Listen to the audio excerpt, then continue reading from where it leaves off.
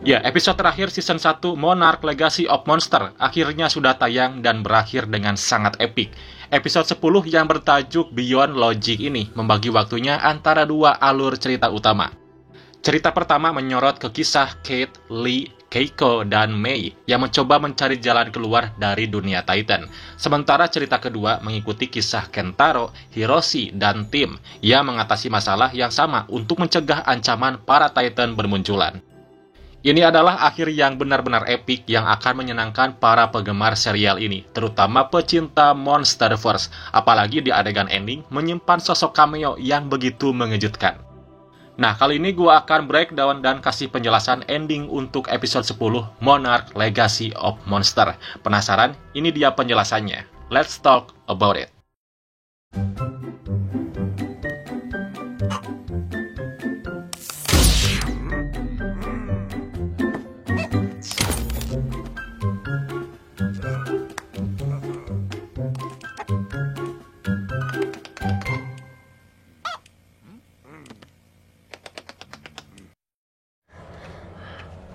Those creatures are very territorial, and we are in their territory now. Ya, episode 10 ini melanjutkan kisah Kate yang berhasil diselamatkan oleh Keiko yang ternyata masih hidup terjebak di dunia para Titan. Pertemuan pertama Keiko dan Kate, Keiko berpikir bahwa Kate adalah bagian dari kelompok penyelamat yang dikirimkan Monarch. Keiko menjelaskan bahwa dialah yang mengatur sinyal tersebut, sinyal yang baru saja ditemukan oleh Monarch. It's a signal! What is a signal? The gamma burst, the first... Okay. Dia yakin Kate adalah bagian dari tim yang merespon sinyal tersebut sebelum Kate bisa mengatakan yang sebenarnya kepada Keiko, dan mereka akhirnya bertemu kembali dengan Mei dan Lee. Oh my God! That mission was in 1962. Lee melihat Keiko terlebih dahulu dan bersembunyi di balik pohon. Dia tidak tahu bagaimana memberitahunya tentang nasib yang dialami Keiko. Keiko merasa baru tersesat di dunia ini selama 57 hari. Namun dia sama sekali tidak tahu berapa lama waktu telah berlalu di dunia nyata. Nah, akhirnya Lee mengatakan yang sebenarnya padanya. Dia menjelaskan bagaimana dia melakukan perjalanan ke dunia ini sebelumnya. Lee menjelaskan bahwa Keiko terperosok ke alam ini sudah sangat lama, dan Lee menyatakan bahwa dia baru saja datang dari tahun 2015. Itu berarti Keiko sudah terjebak selama 33 tahun, telah kehilangan puluhan tahun hidupnya karena terjebak di tempat yang mengerikan ini. That was 33 years ago. Keiko dan Lee kemudian bersatu kembali. Ini adalah rangkaian emosional saat kedua sahabat bertemu kembali. Lee juga mengaku bahwa Bill Randa sudah mati. Kate kemudian memberitahunya bahwa Hiroshi, anaknya Keiko, masih hidup dan dia adalah cucu Keiko. Ya, tentunya banyak hal yang harus dipahami oleh Keiko. I'm your granddaughter.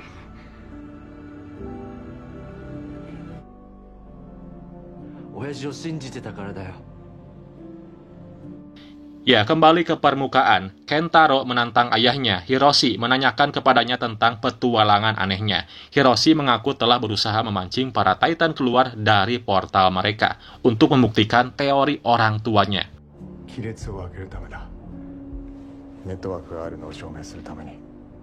Di tempat lain, Tim dan Verdugo juga berselisih satu sama lain. Tim ingin menyelidiki sinyal yang mereka terima, tetapi Verdugo lebih memprioritaskan serangan Titan yang akan terjadi.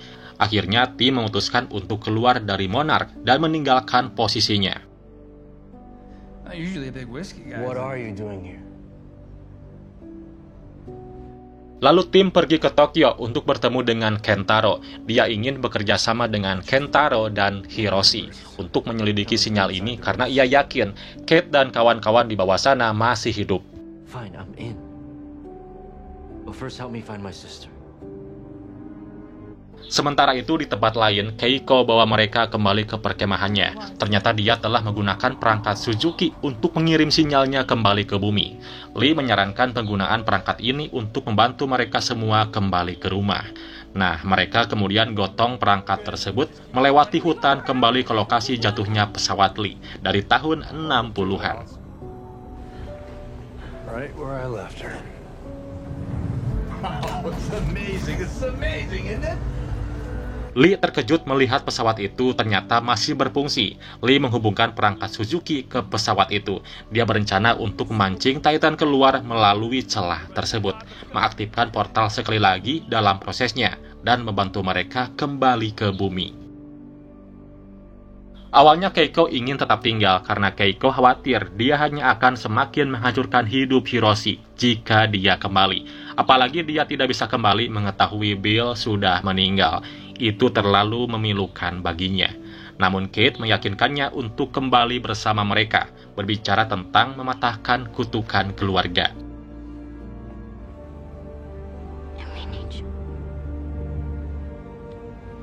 Ya, mereka mengaktifkan perangkat dan bersiap untuk pergi sebagai kelompok beranggotakan 4 orang.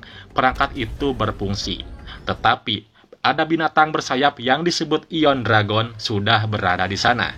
Titan bersayap ini mulai menyerang mereka.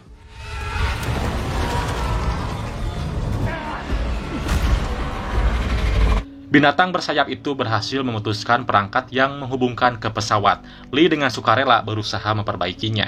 Nah, saat dia menyambungkan kembali perangkatnya, Godzilla muncul dari portal.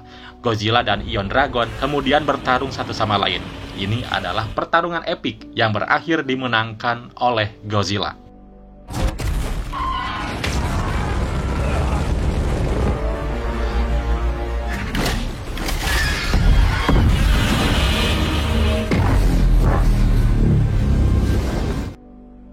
Ya, pesawat itu mulai bergerak, ditarik menuju portal. Lee berlari mengejar pesawatnya dan meraih tangan Keiko yang mulai mengudara. Lee menyadari bahwa dia harus mengorbankan dirinya agar mereka bisa selamat. Dia melepaskan tangan Keiko dan mengucapkan selamat tinggal. Pesawat itu kemudian memasuki portal tanpa Lee.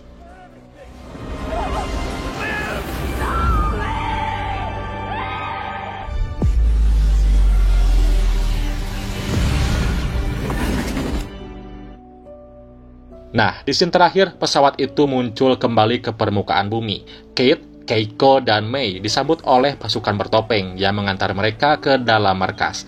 Kelompok ini ternyata bukan kelompok Monarch, melainkan Apex Cybernetics.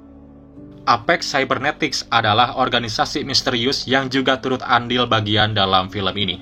Kelompok ini muncul di film Godzilla vs. Kong, organisasi yang berperan di balik munculnya Mechagodzilla.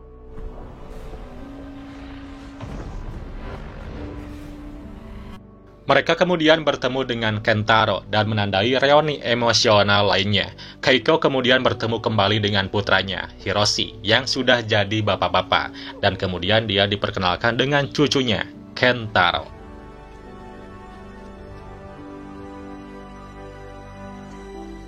Is my brother. Di adegan terakhir, Brenda muncul dan dijelaskan bahwa tim telah bekerja sama dengan Apex dan perusahaan Brenda telah membayar semuanya. Kentaro kemudian menyatakan bahwa sudah 2 tahun telah berlalu sejak hilangnya mereka. Lalu suara alarm mulai berbunyi, menandakan adanya ancaman. 2 years? Should we go? Kate dan kawan-kawan tidak mengetahui di mana lokasi ini, yang ternyata mereka berada di stasiun penelitian di Pulau Tengkorak atau Skull Island. Lalu Kong muncul dari hutan menuju pangkalan. Nah, serial ini diakhiri dengan amukan Kong yang siap memberi ancaman.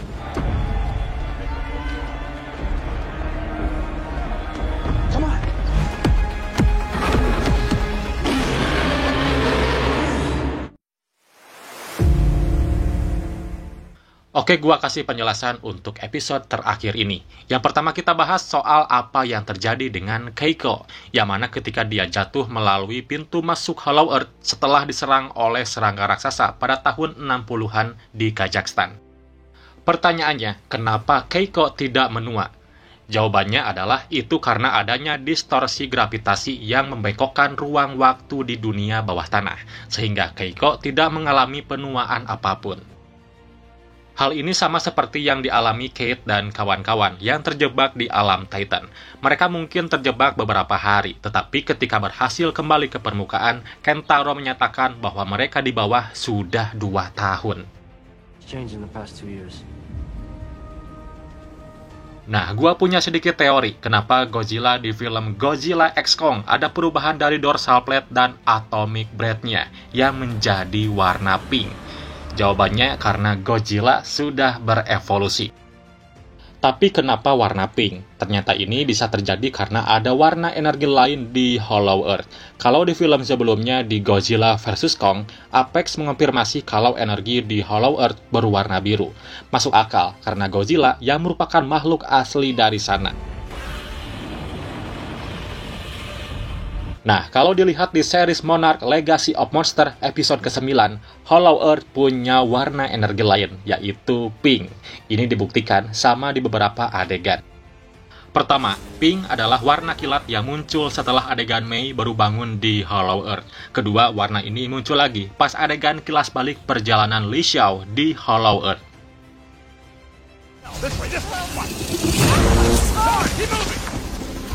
Ada teori yang bilang kalau energi pink Godzilla nggak ada hubungannya sama Hollow Earth.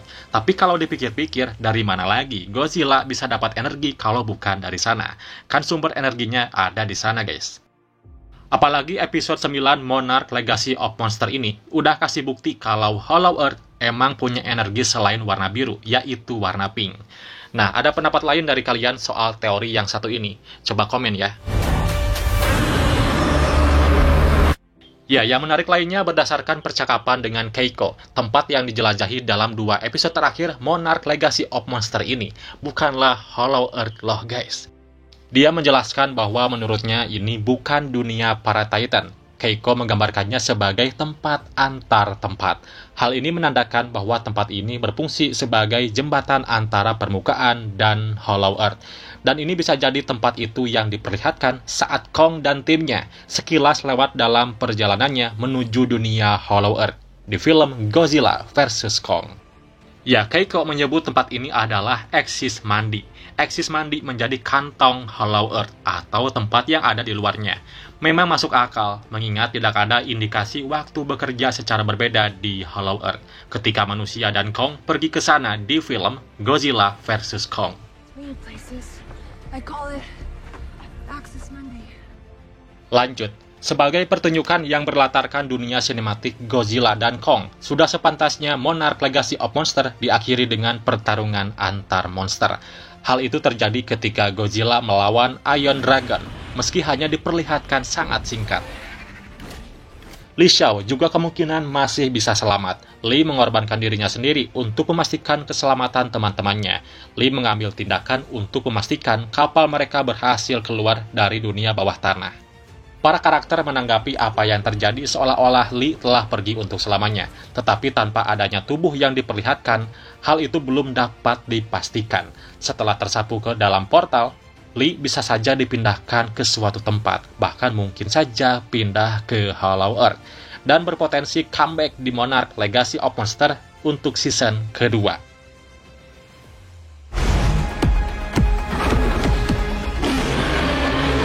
Ya, di scene terakhir kita dikejutkan dengan munculnya Kong dan Apex Cybernetics yang datang untuk menyelamatkan mereka. Menggunakan penelitian dari Hiroshi, mereka membantu bawa kembali Keiko, Mei, dan Kate. Motif Apex dalam membantu mereka masih jadi misteri ini.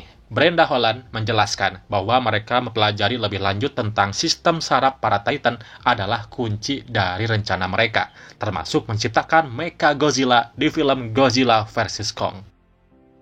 Para karakter tidak hanya mendapat kejutan ketika mengetahui bahwa mereka dibantu oleh Apex. Mereka juga menemukan diri mereka berada di Pulau Tengkorak, 2 tahun setelah mereka jatuh ke pintu masuk Hollow Earth. Where are we?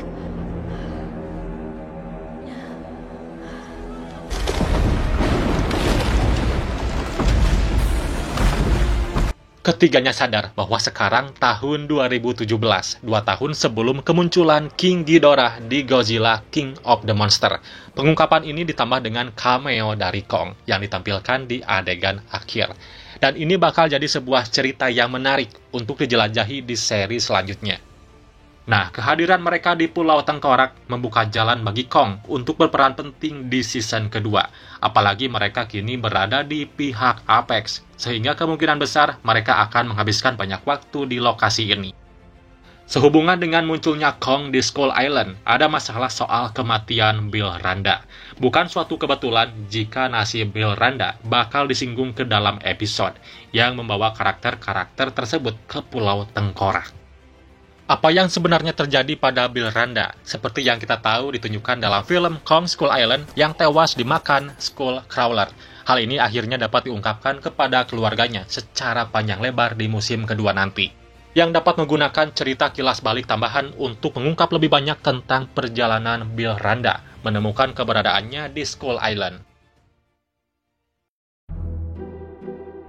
Ya, itulah penjelasan dari gua untuk series Monarch Legacy of Monsters episode terakhir di season pertama. Gimana tanggapan dari kalian? Silahkan komen di bawah. Dukung juga channel ini dengan kasih like, lalu subscribe, dan aktifin notifikasinya. Oke Universe, thanks for watching and see you next video. Bye-bye.